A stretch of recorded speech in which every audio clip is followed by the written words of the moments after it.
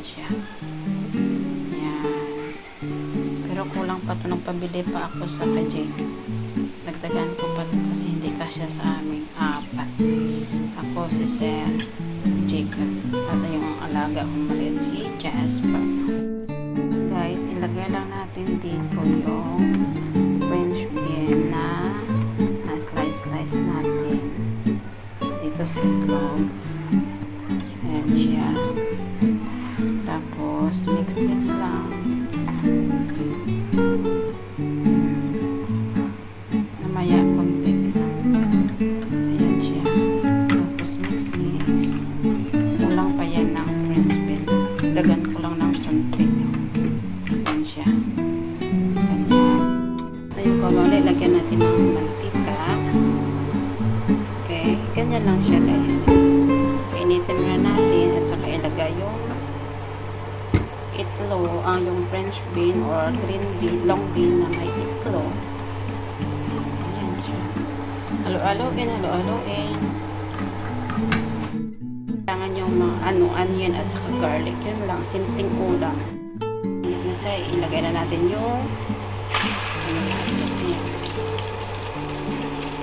ganyan lang siya. Tapos baliktad din natin kasi kailangan hindi masunog yung niluluto. Ganyan. Ganyan siya. Ganyan lang. Halo-haloin para hindi masunog.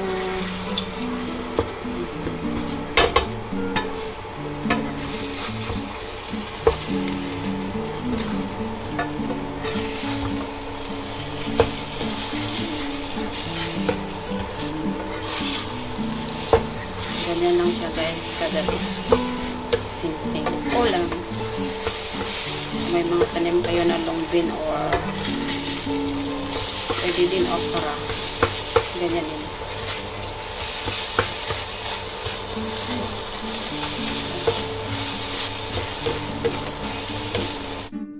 Guys, luto na. Dito ito. Ganyan lang. Ganyan.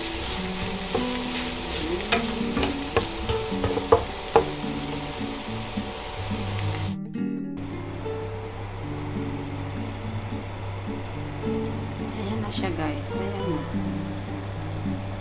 Simpleng ulam, diba? O, ang sarap.